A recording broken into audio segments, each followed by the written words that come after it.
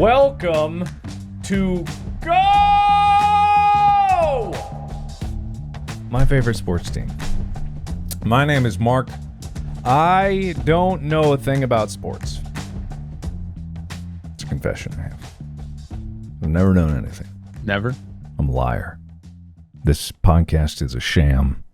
This podcast is a sham, and you all should unsubscribe right now because there's no truth in anything that we say on this podcast. I am not a sport knower. Go my favorite sport team? I don't have one. It's all a lie. And my fellow liar is Tyler. He doesn't know sports either. I'm not a liar. We're a travesty. I'm a sporter. I've done the sports. Does that sound like guy. The words of someone who knows sports? No, not at all. Not even a little bit. What do you have to say for yourself? I have to say that I do know sports. I have a master's degree in sport administration that I earned many years ago. And that he has never shown on this podcast once. You would think that after we jumped to video, he would have shown it. But he didn't, and he won't, because it doesn't exist. Told you, it's in Ohio, and my dad can't find it. I know where it is, but he just doesn't know where to look. Exactly. Yeah, exactly. He doesn't know where to look.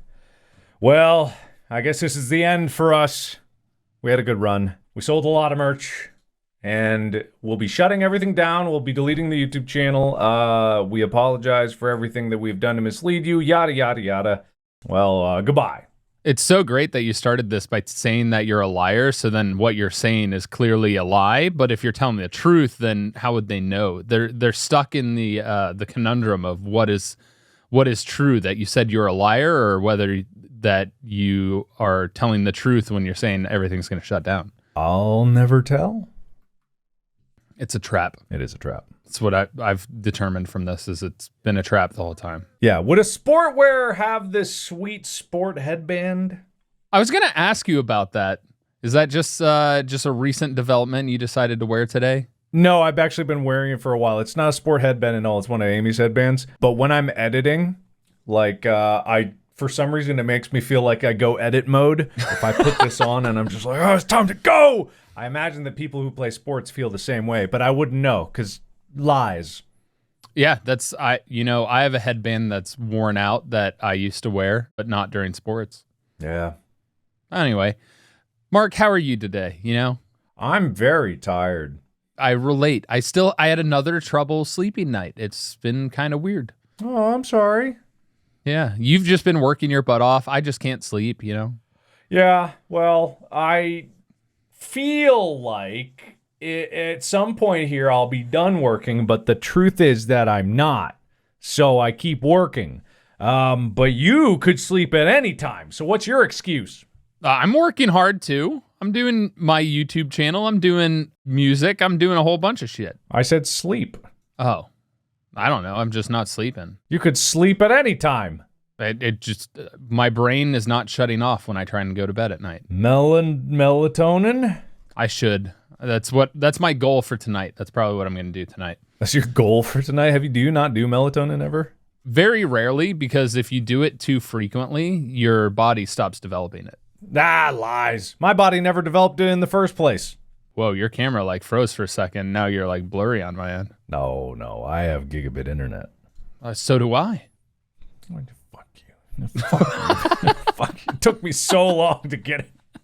Let me enjoy it. Anyway, recent sporting news that's really interesting. It's the one thing, it's actually a meme. It's going around. It's really funny. So okay. Ohtani, who's the pitcher for the Anaheim Angels, took a picture with his teammate, Mike Trout. And it's really interesting because Ohtani struck out Trout in the baseball classic, the World Baseball Classic, right? And it was the last out of Japan versus the U.S. Uh-huh. Well, in the picture, Mike looks really disappointed, and Ohtani's there with his translator, and they're both smiling and happy, and they're holding up these signed cards. Uh-huh. Well, the cards are a picture of Ohtani striking out Mike Trout, and they're signed by Ohtani and Mike Trout, and they're all holding it up, and Mike just looks completely defeated while they're so happy, and it's really funny. I was trying so desperately to follow. I was trying to Google. I don't know how to spell any of their names, and I didn't get anywhere. So Mike Trout, Ohtani, What did you just say? Mike Trout and Ohtani took a picture together. Holding baseball cards. I'm trying to find it by Googling it. I've seen it all over social media, so I don't know if it's going to immediately come up on Google.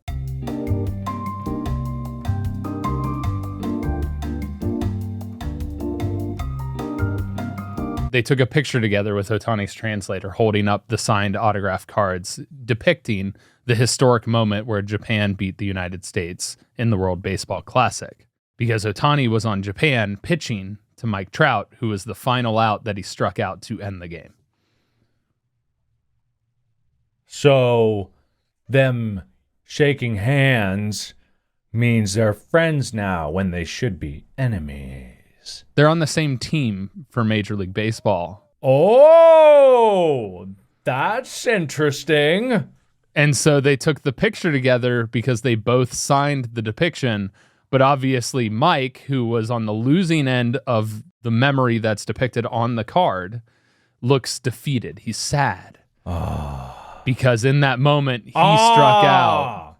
So it's to his mocking. teammate. I see. Yeah. Now I get the humor. Yeah. Now I get it. Sports is fun. Sports is great. I love sports. Man, that's a lot of lore to have to know to get why a picture's interesting. But I guess that's the way memes go too. You gotta know the history of memes to be able to follow the memes. Yeah, exactly. Yeah. So that's the fun sport news that I have right now. Other than the NFL preseason has kicked off, which is really cool because football is coming back in the United States. People are yelling at me about doing world news stuff, and there's no world news outlet that really shows me anything outside the United States sports-wise. We should do live streams for these recordings, and then the audience will be our researchers. Like most of the things that we do on this podcast, we offload all of the work and actual content gathering to the people listening. Therefore, we have to do nothing. I like this. Mm-hmm. Well, that's what I do. That's what I do every week. I don't bring anything sport related. I pick some accuses out of a hat and I yell at people. That's what I do. I do have a TikTok update. Oh yeah? Yeah. So I posted a TikTok, and this is what it layers of memes. So there was this filter that I had talked about with Bob and Wade, called aged and then old but crispy baby. And I liked Old But Crispy Baby because I thought it was great meme potential. But then when I recorded it, by the time I posted it, they took that filter down. So when I posted it, I thought it was a bug, and I was like, oh shit, it didn't link the filter. So I deleted my post so I could relink it. But then by the time I tried to relink it, it was gone and it wasn't there anymore because, and also I forgot that if you relink it, it's saved. When it saves to your device, it has that stupid TikTok banner, and then you can't link a filter again. So everyone just thought I was nuts. Everyone thought I was crazy. I was horrifically depressed, remembering my dad because I made a dead dad joke, and everyone what I was trying to do is just the crispy baby filter makes you look like a madman. So I climbed up on my roof and I was like, this is gonna be hilarious. And everyone was just like, oh, is he okay? And I was just like, I swear I had a goof here. Anyway, so now I saw the post and I liked it, and then I was like, wait, why did it go away? And then I look like a crazy person. Oh well, whatever. Anyway, that's it. It's fair. That's all I have to say about that. All right, well, today we are actually rewarding our audience member, particularly the one that set the bar with a eloquent j'accuse. And we are giving them what they asked for. Okay, so no other j'accuses? All right, everyone else who made a j'accuse, you gotta wait. We're honoring that one j'accuse still. To this day, you have not exceeded them. We're honoring them by doing the skiing primer. Didn't we already do that? No, we did not do that. That's the one sure? the episode that you hijacked and blocked from ever happening. I'm pretty sure. Pretty sure we did that. I'm pretty sure we didn't. I'm pretty sure we didn't. Let me look up some new hijacking material. Listen. We just can't do it. We can't do it, man. We can't. How can you give the people what they want? You can't do it. You can never reward them because then they'll have expectations and they'll expect rewards coming in. And then they'll just like pander. They'll cater to what you're doing. And you don't want that. Ooh, interesting new segue diversion. Man bitten by stray cat contracts bacterial infection unknown to science. Don't you want to hear about that? It's not sports related. But it could be. Was the cat in a race? No, what if he's like an athlete and it really hampers his career, and he's 48. I doubt it. We already did the injuries and illness episode. Well, you love talking about football 10,000 times, so we could talk about injuries a few more times. Mark. What? You've skied before. You can't prove that. You went there with your foreign exchange student friend. No, I didn't go with him.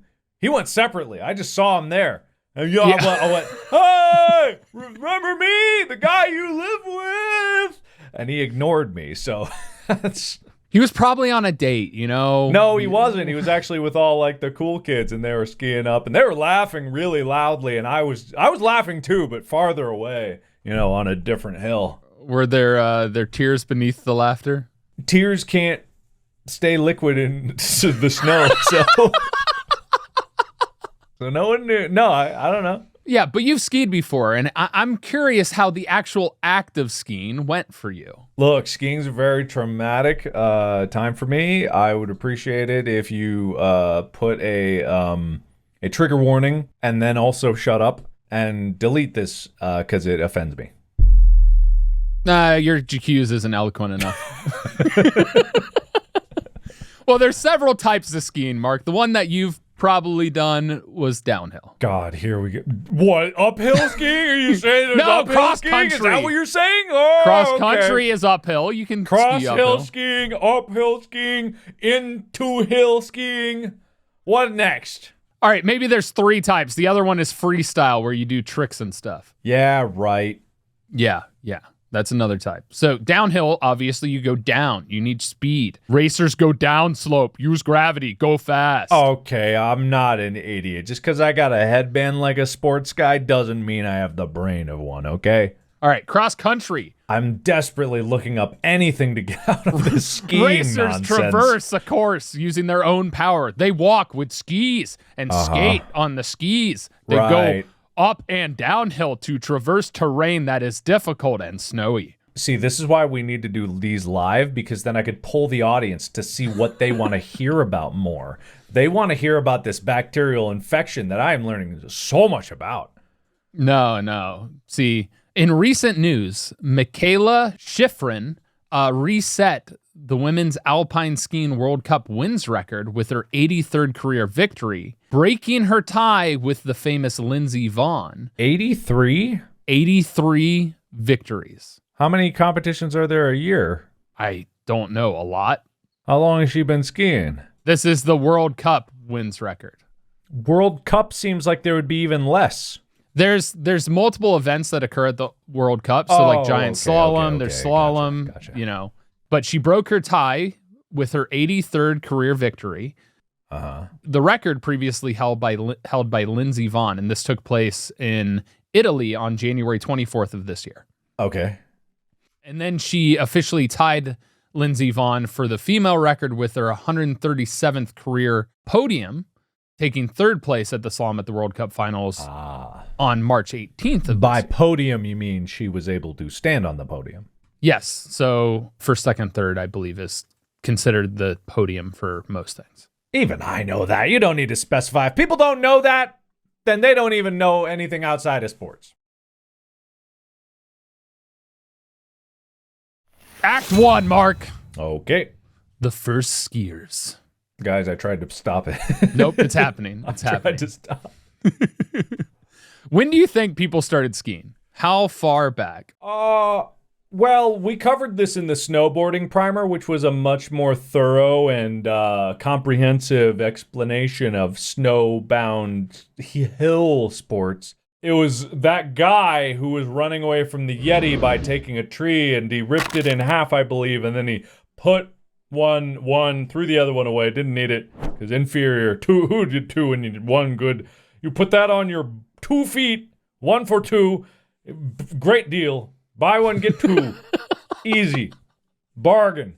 Yeti's coming, don't have time for 2. Gotta go down the hill. And then he thought about skiing then, actually. But he was like, that's a dumb idea. I don't ever want to do that. And then he threw the other log away at the Yeti. And then the Yeti died. Oh. And then he got away. And he did some sick flips on the way down. Well, you're pretty accurate in the sense of it was a long, long time ago. I knew it. The earliest accounts of skiing date back to the last ice age, which is over 10,000 years ago. I knew it. With archaeological evidence suggests that early human ancestors were skiing over 22,000 years ago. I knew it. Strapping sticks to their feet in order to travel and hunt during the Ice Age. I knew it. Even beyond the Ice Age. Skis were still used in colder climates, and the oldest ski fragments have been found to date back to 6,000 BCE Russia. And in 2014, Norwegian archaeologists found a pair of wooden skis that had been frozen in ice at the top of a mountain for over 1,300 years. I wonder if there's a person attached to those skis. Just like a frozen man in the ice cube. Oh, they're strapped on. The skis, early skis. I highly doubt it, but that's hilarious because I'd like to think that they just like Looney Tunes style went into an iceberg, just like, and then froze there. So they've got to be like fully splayed out. That's what one can hope. It would be a great picture. It would be a great picture. Do you think like remnants in ice were the instigators or the inspiration for ice sculpting? Like they just didn't want to crack into the person. They were like carving around and then let them melt afterwards. Look, let me come up with the ridiculous bullshit. You stick to this part. I got one job here, and that's to come up with useless bullshit to throw us off. And I do. My territory. You've been struggling today. I thought I'd try and help. I have been killing it with the distractions. Not distractions patented. With the go away from this thought processes.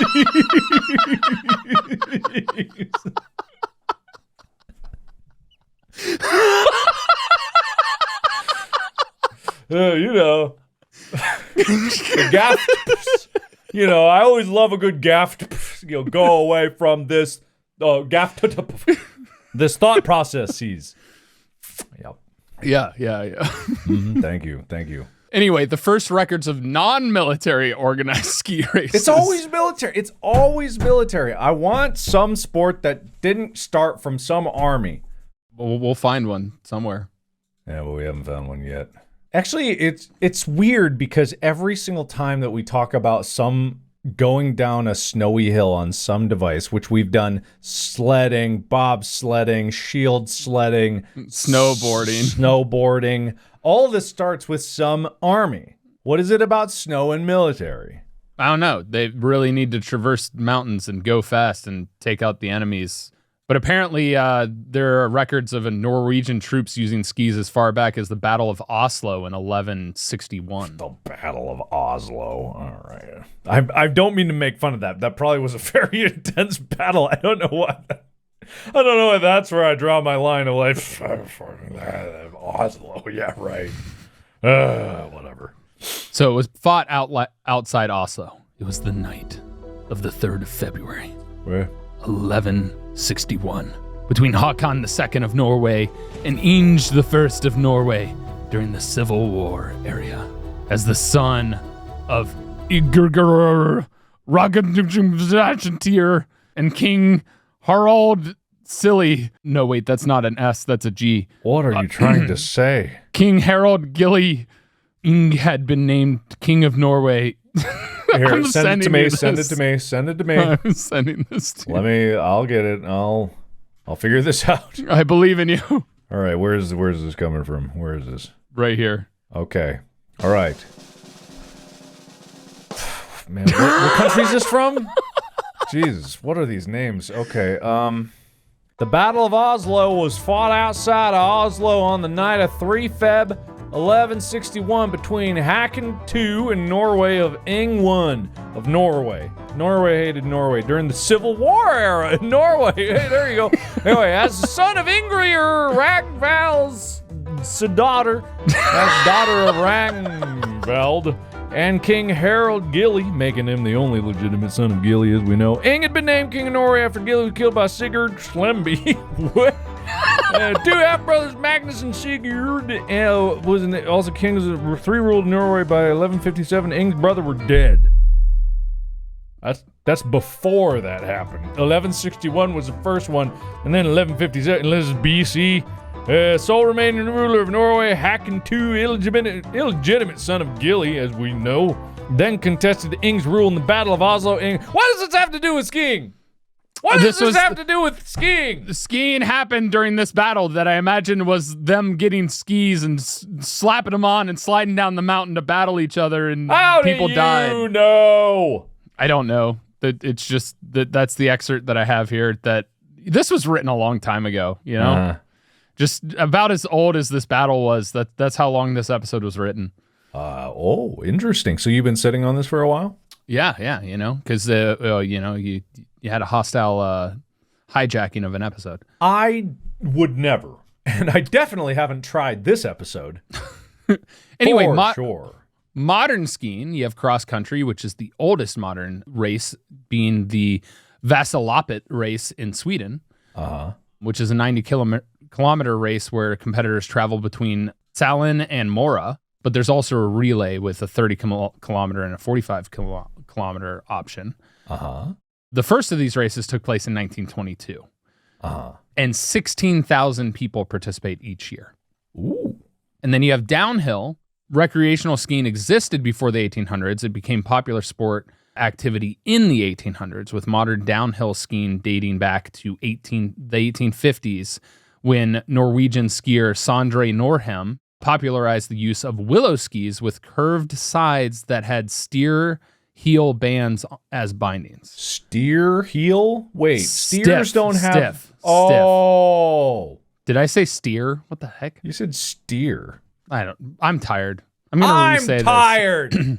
My name is Tyler. It's closer to tired. That does nothing to do with your state of being. It's a very temporary... Everyone gets tired. No, only I do. Doesn't matter how close your name is to it. You think Gilly, son of Haakon, could never be tired because it doesn't even close? Do you think he's the inventor of the ghillie suit? No! My job! Anyway, Norwegian skier Sondre Norheim popularized the use of willow skis with curved sides that had stiff heel bands on bindings. And the first national competition in Norway was in 1868 and was won by, you guessed it, that same person with the bindings, Sondre Norheim. Go Norheim, go, I guess. Yep. So, ski equipment. Back in the day, they were made of wood, ash. They chop down the tree and race the eddy down the mountain. But early skis were expensive, and hickory was a particularly difficult wood to work with, which led to the invention of the laminated ski in 1893, which was made of hickory or ash base with a layer of lighter spruce. But the glue used wasn't really waterproof, so the skis kind of fell apart sometimes. You know what I imagine? Whenever you say wood names specifically, most of it goes over a lot of our heads, but there's some people out there, like there's a wood guy that's just thrilled every time you give specificity of wood. It's like train, like kids. There are videos on YouTube of just trains going through mountains, and they give full details of exactly what the train's specificity is. And I know that there's someone, and I know that when you do these analyses of the exact materials of all these sporting equipment, there's some guy out there that's like, yes, spruce. Yeah. So I'm like, I'm glad you do it for them because they get very little, and I appreciate it. That's what this podcast offers. Specificity.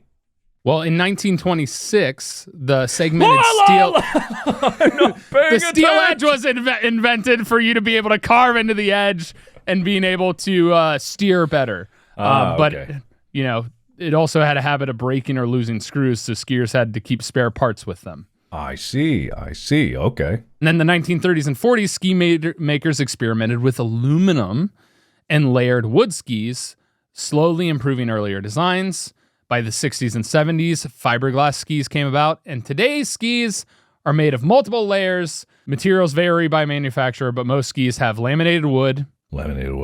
And they usually have fiberglass layers above and below the core piece of wood to strengthen it. Some have materials like Kevlar, titanium, and carbon fiber within them, with still having the steel edges to carve into the snow and the ice. Okay. Well, that's pretty cool. Yeah, so they're designed to flex and everything. Currently, in the Olympics, there are over 20 Olympic ski events, with alpine skiing being downhill, slalom, giant slalom, and super G and the super combined. Then you have the second type of skiing that I mentioned earlier, which is freestyle skiing, which is like your tricks and stuff. So you have aerials, moguls, ski cross, half pipe, slope style. And then cross country skiing has sprint, team sprint, and then 10 to 50K individual start, pursuit, and mass start, and then relay. Was I supposed to remember those? Then we have Nordic Combined. Those? Nordic Combined, which is another version of skiing. I'm just waiting for the episode where you actually quiz me on this information, and I'm just like, my entire career disintegrates before my eyes. Nordic Combined combines downhill with cross country. So for the normal hill Gunderson, racers take a 90-meter normal ski jump hill and then head into a 10K cross country race. The large hill Gunderson is the same as above, but the ski jump hill is bigger. It's 120 meters. Of course. And then there's Team Gunderson, which is also on the large hill. Team Gunderson! Yay! Then another ski type that we didn't mention, ski jumping, which is the one where they go off the ramp and they get all aerodynamic and fly through the air to go as far as they can and land. We should do that one. You need to do that one. That one's so dangerous. What do you mean? Has anyone ever died doing it? Yes. Okay. All right. Okay. Well. All right. Act 2. After skimming as much through that as I could. Okay. I think we covered all of it. Don't quiz me. Time to ski, baby Mark. Oh, no. The mountain yetis have spoken. Well, I know how to beat them, idiots. You need to build your skis. Oh, they're talking to me? Oh, sorry, idiots. I love you. Why are they talking to me? Because we are the Yeti folk of the mountain. You have wood, fiberglass, metal, elastomer. Elastomer? Is that another wood? It's an elastic or rubber-like material. Oh. Your skis must have a minimum length of 86 inches. Oh, God, the measurements again. You got a ruler? Do you have tape measure? 83 inches for women. Your components of the skis must have the nose, which is the front tip that keeps you from digging into the snow. So you curve it up so you can float over in case you run into fresh powder. Okay. There's the tail, which is the back. It can be flat or curved depending on how you design it. Do you want to ski backwards? You will want it curved. Do I? I've never done that before. Probably not. We are prepping for downhill race. Right. How often do people ski backwards? Pretty often. When? In freestyle and some downhill stuff. Okay. My brother does it. Oh, you have a brother. Mr. Yeti? Yes, I have many brothers. I am Yeti. Oh, okay. The bottom of the ski that touches the snow is called the base. It's your contact points. You want to make sure to wax this so that you repel the water and glide over the snow nicely. Teacher? Yes. Yeah, teacher. Where do I get wax? From the beehives in the summer. It's winter. From the beehives in the winter that are dormant. Okay. You just find bees. All right. Okay. You have your contact points, which are usually the front and the back of the ski just past the curve of the tip. And then you have your camber, which is the curve that helps lift you up off the ground. It helps distribute your weight between the nose and the tail, because if you press down, it's like a bow. I don't even know if I can make this thing flat, let alone perfectly bowed. Well, it's bowed, so it distributes your weight across the whole ski instead of just being where your feet are. Can I, like, borrow some? I suppose we might be able to allow it. Okay, cool. I don't know if the bindings will fit you because they're Yeti bindings, but... And I'm well, then I can make my own... If I gotta make stuff, like, I'll make my own bindings, whatever that is. I feel like I could make that out of, like, cloth or, like, some you tree can tie bark. it on or, you know... Okay, that feels more reasonable. You know, I like that this is a discussion. It hasn't been that a lot All right, in my life, which is a very short life because I'm a baby, but I've been asked to do a lot. Okay, now we gathered your ski gear. Okay. Since you're borrowing skis, you just grab skis. Oh, cool. Thanks. Yeah, they vary in size, so you... Can I get like a pass, like a yearly pass where I pay once and I get all the skis I want? Yeah, Yeti Resort, yeah. But yeah. Sweet. Awesome. Yeah. You got hot chocolate? Yeah, that's in the lodge. All right, this is seeming pretty cool. All right. Did you know if you give water to a baby, it dies? No. All right, anyway, let's ski. Good thing we have milk and ice cream. All right, now you need boots. You need high-quality ski boots designed for speed. You wanted to scream out, Yeti titties. I don't know why. Yeah, titty. You need your poles because they help. Right.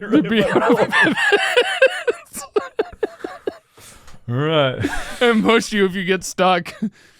But they're primarily used for you to be able to step in and turn.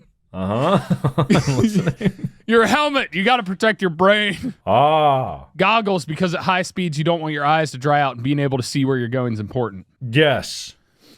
If you're racing, you want a suit, which is an aerodynamic suit, much like lugers and other people wear. But to keep warm, you wear an aerodynamic speed suit designed to be skin tight and reduce drag. Okay.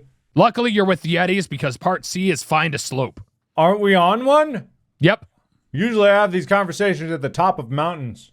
But there are slopes all over. You look for mountains, you look for hills. Some hills can have them, like a place you probably know about because you're from Ohio, Perfect North in Indiana.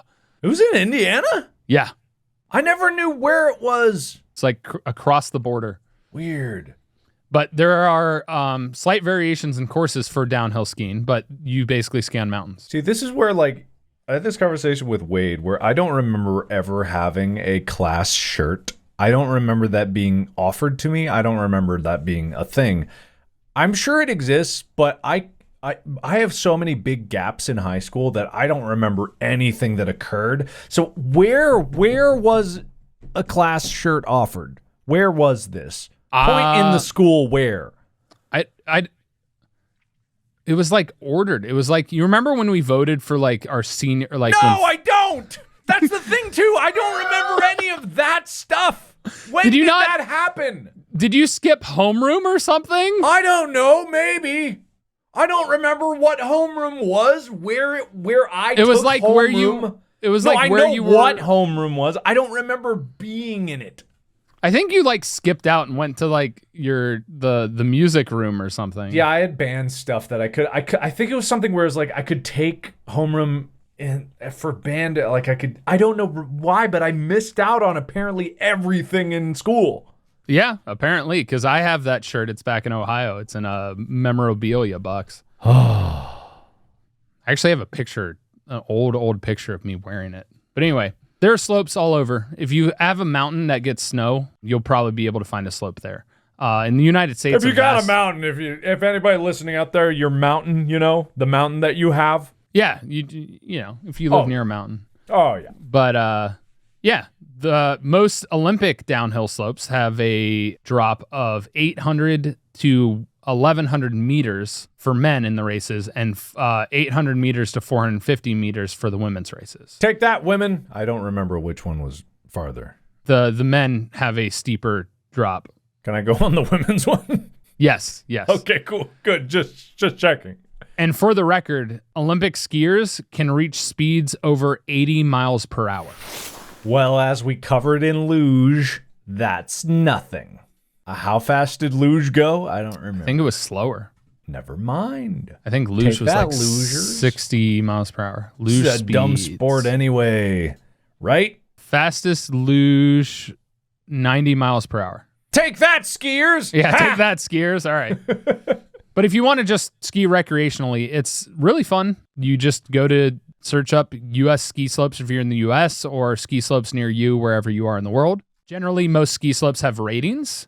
So like the green circle universally is like the beginner slope. It usually has a slope of about 6 to 26% grade.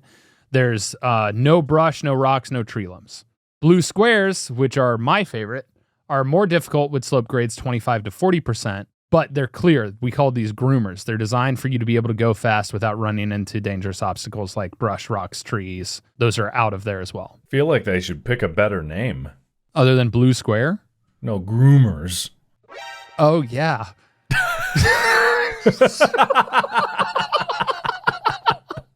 It's a groomed slope. Oh my God, the realization. I feel like that's fair for you to have that reaction. You're still innocent-minded. You wouldn't even think of that. So, you know. Oh that's God. Good. That's good. Jeez. Mm-hmm. And then you have black diamonds, which are difficult. Those are the ones you want to be an advanced skier on. Mm-hmm. Usually they're steep grades of over 40%. Mm-hmm. And they may not have had rocks, trees, branches, and stuff removed. Okay. Then you have your double black diamond, which is even higher than that. You better know what you're doing or you could die. Okay. Well, that's fun. Yeah. And then there's backcountry skiing, which my brother does. And has anyone ever died from skiing? Yes. How many? How many skiers have died? I mean, I'm pretty sure everyone who would ski eventually dies. So I don't know if that. You got to specify. Die skiing. There were 27 deaths in 2012 to 2013. Wow. Which is 0.47 fatalities per million. Wow.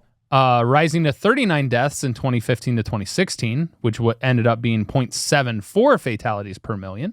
Ooh. In 2018 to 2019, there were 42 deaths. 2019 to 2020, there were 57 deaths. When you say per million, it just makes it seem so much worse. Like, I know it's bad. Any death is bad, but it's like when you say so many deaths per million, it just seems like, really? That seems pretty severe. Well, you got to do the percentages of the amount of people that went skiing, you know? So that's why they do per million per the amount of people that had skied that year per records and whatnot. All right, fair enough. Just makes it seem like, I don't know, if people are listening to this, they might not want to go skiing after this. These are the people that probably did backcountry or did the diamonds and stuff like that, where you can run into issues of avalanche zones and stuff like that, as opposed to on ski slopes. Yes. It's all about learning. If you're smart and you know what you're doing and you play it right and you participate properly and pay attention to the world around you, nature, other skiers, stuff like that, you eliminate that. There's a rule in skiing, because I learned to ski when I was 3 years old, Mark. 3 years old. In Breckenridge, Colorado, I learned to ski. Wow. Look at this guy. Look at these brags. The reason I love skiing. Look at the brags on these guys. The reason I love skiing is it's a big reason why my mom and my dad met and ended up getting married.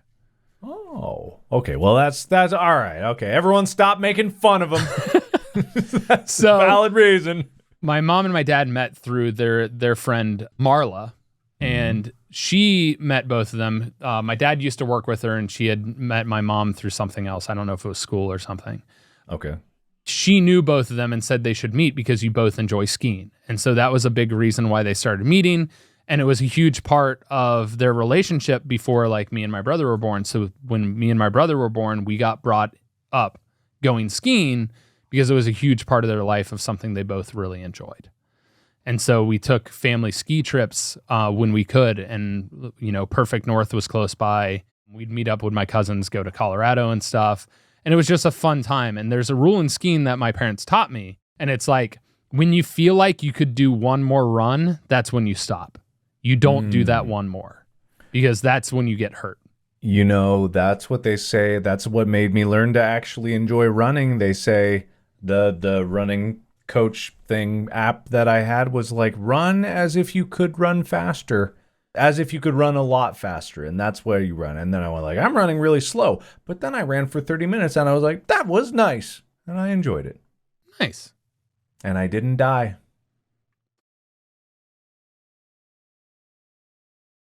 Well, this is how you ski, Mark. Oh, I thought we talked. Did we not cover that? We didn't talk about the how to ski. So if you're racing, Oh, you place your poles in front of you at the starting wand.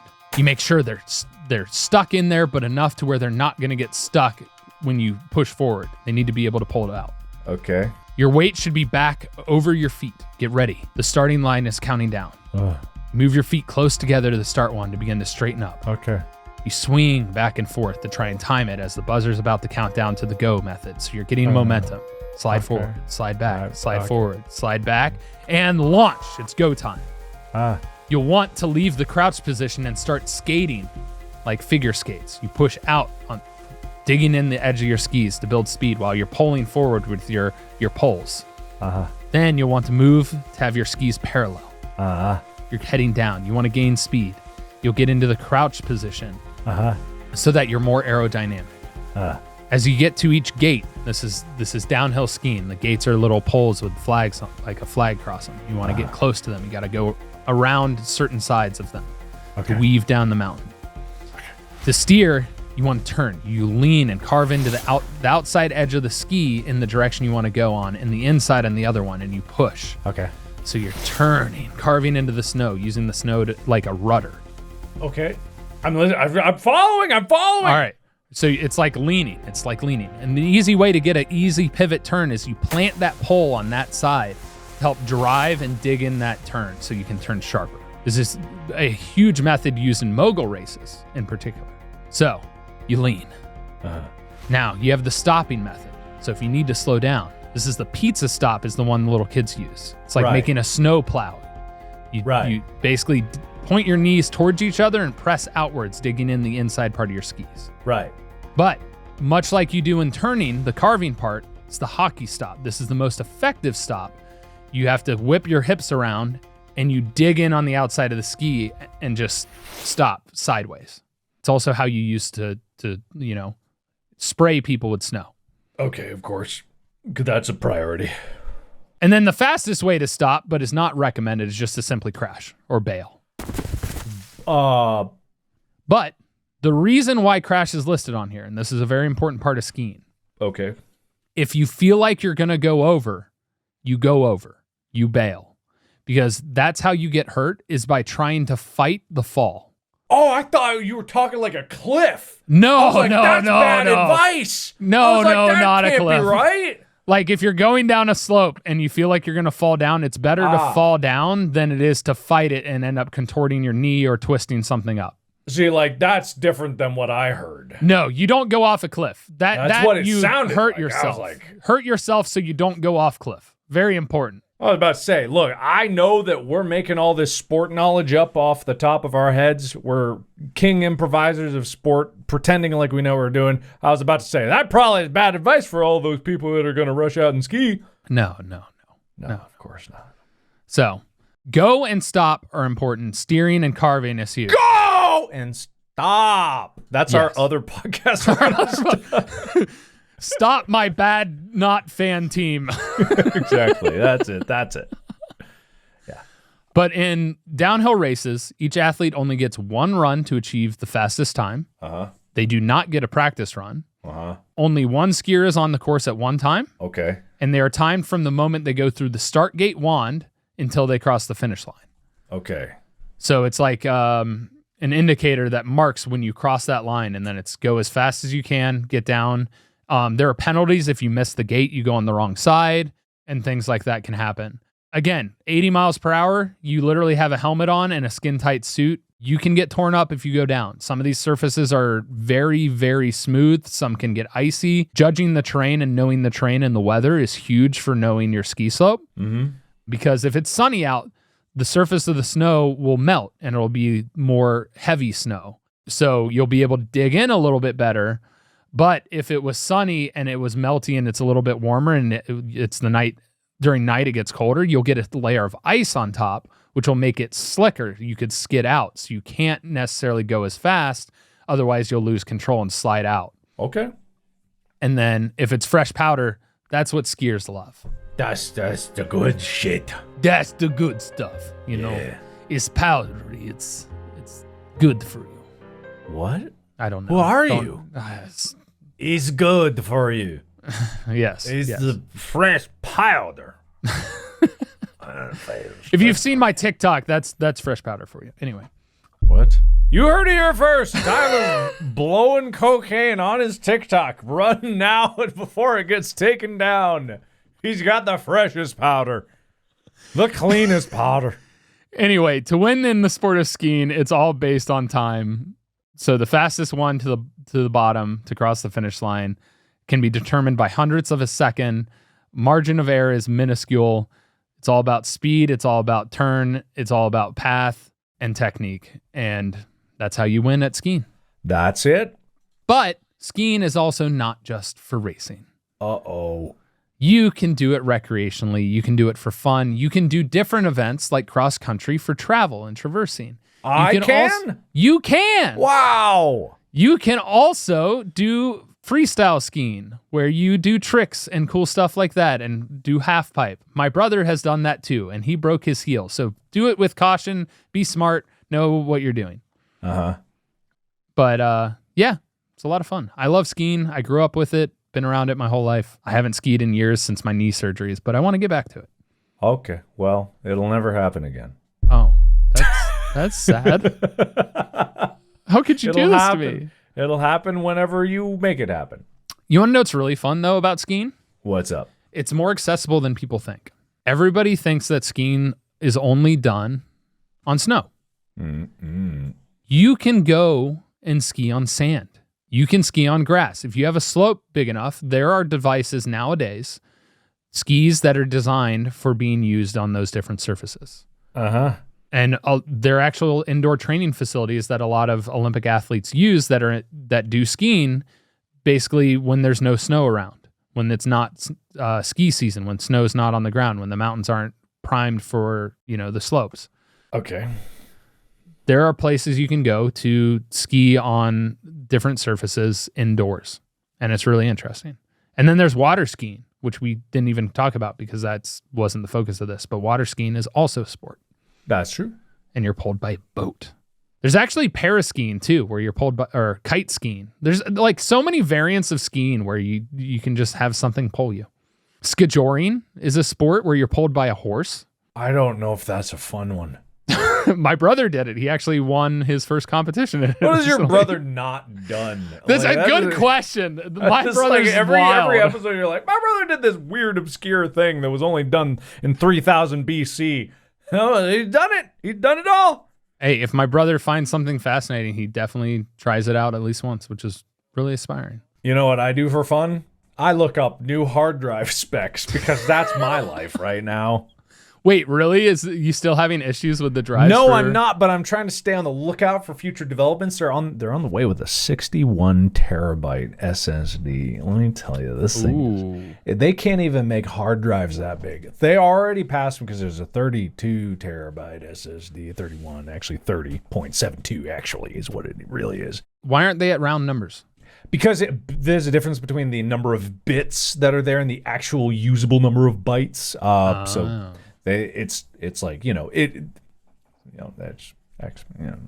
Mark, would you want to go skiing sometime? There's skiing in California. No. What? Well, did you hear all the people that died? Every person that's ever skied died. I'm right here. That's what I remember. Are you saying I'm actually dead and that the audience was right when I disappeared from your channel? I actually died.